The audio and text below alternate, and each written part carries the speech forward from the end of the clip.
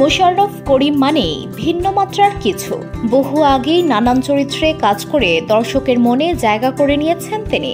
নাটক, সিনেমা কিংবা ওটিটি সব স্তরেই সমানভাবে নিজেকে প্রমাণ করেছেন অভিনেতা।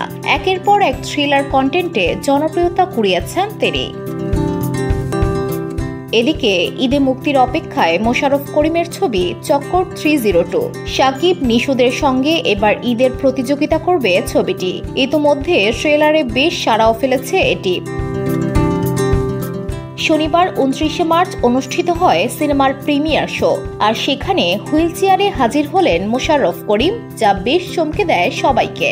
রাজধানীর বিমানবন্দর সংলগ্ন সেন্টার পয়েন্ট স্টার সিনেপ্লেক্স নির্মাতা শরফ আহমেদ জীবনের ঈদের সিনেমা চক্কর 302 এর প্রিমিয়ার শো অনুষ্ঠিত হয়। কিন্তু এই সিনেমার প্রধান চরিত্রে অভিনয় করা মোশাররফ করিম যখন প্রবেশ করলেন, তখন তাকে দেখে অবাক হয়েছিলেন উপস্থিত সবাই। কারণ অন্য দিনের মতো স্বাভাবিক ছিলেন না তিনি।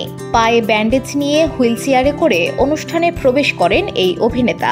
প্রথমে মোশাররফ করিমকে দেখে অনেকেই মনে করেছিল এটি হয়তো সিনেমার প্রচারণার একটি অংশ।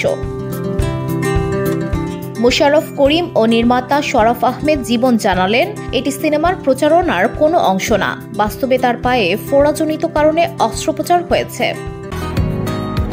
বসুন্ধরা, উত্তরা, বনশ্রী, কুড়িল ও বাড্ডা সহ রাজধানীর বিভিন্ন স্থানে অভিজাত ও অত্যাধুনিক মানের ফ্ল্যাট কেনার এক নির্ভরযোগ্য প্রতিষ্ঠান প্লেজেন্ট প্রপার্টিজ লিমিটেড।